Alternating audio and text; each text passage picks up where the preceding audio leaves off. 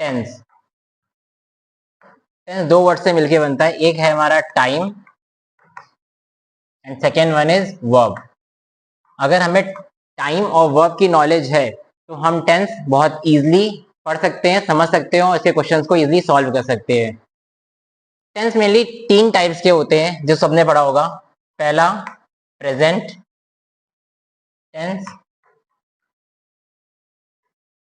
Second one is past tense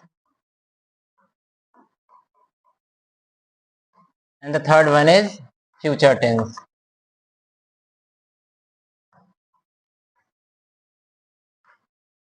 tense सिर्फ तीन ही नहीं होते, इन सब के भी सब पार्ट्स भी होते हैं। हम आज पढ़ेंगे प्रेजेंट टेंस के सब parts.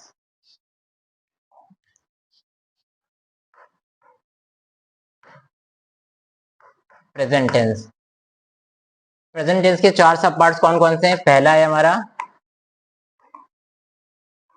Simple present tense,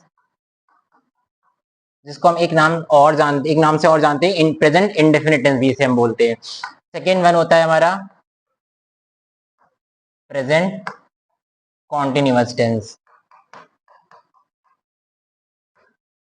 third होता है हमारा present perfect tense, fourth one is present perfect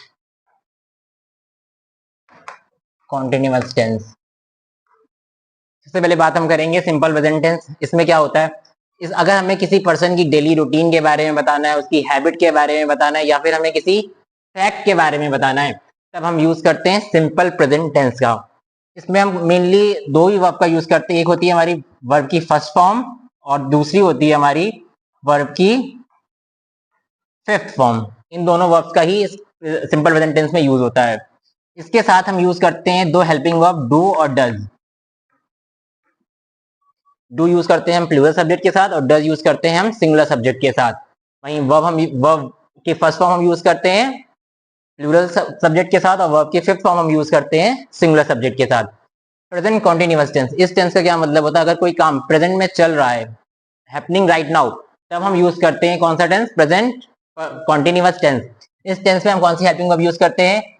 is, am and are. Plus हम इसमें यूज करते हैं वर्ब की फोर्थ फॉर्म यानी कि आईएनजी फॉर्म यूज करते हैं। इसमें हम इज यूज करते हैं हम सिंगुलर सब्जेक्ट के साथ, आर यूज करते हैं हम प्लूरल सब्जेक्ट के साथ और एम यूज करते हैं हम आई के साथ। आफ्टर दैट थर्ड टेंस आता है प्रेजेंट का हमारा प्रेजेंट परफेक्ट टेंस।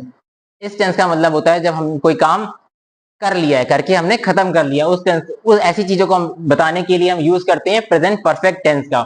इसमें कौन से हेल्पिंग वर्ब यूज होती है? इसमें हेल्पिंग वर्ब यूज होती है हैज प्लस हैव। हैज हम यूज करते हैं सिंगुलर सब्जेक्ट के साथ और हैव का यूज करते हैं हम प्लूरल सब्जेक्ट के साथ। इनके साथ हम क्या लगाते हैं? वर्ब की थर्ड फॉर्म। हैज लगाए या हैव लगाए, हमेशा हम उनके साथ कौन सी वर्ब लगाते हैं? वर्ब की थर्ड फॉर्म लगाते हैं। फिर आता है हमारा प्रेजेंट परफेक्ट कॉन्टिन्यूअस टेंस। इस टेंस का क्या मतलब होता है? इस टेंस का ये मतलब होता है कि कोई काम हमने पास्ट में स्टार्ट किया था एंड स्टिल वो प्रेजेंट में अभी भी चल रहा है। ऐसे सेंटेंसेस को इंग्लिश में बोलने के लिए हम यूज करते हैं प्रेजेंट परफेक्ट कॉन्टिन्यूअस टेंस का यूज। इसमें कौन सी हेल्पिंग वर्ब लगती है? इसमें लगता है हमारा हैज या हैव बीन प्लस वर्ब की फोर्थ फॉर्म यानी कि आईएनजी फॉर्म। हैज बीन लगता है हमारा सिंगुलर सब्जेक्ट के साथ, हैव बीन लगता है हमारा प्लूरल सब्जेक्ट के साथ। प्लस इसमें हम प्रीपोजिशन भी हम यूज करते हैं सिंस या फॉर।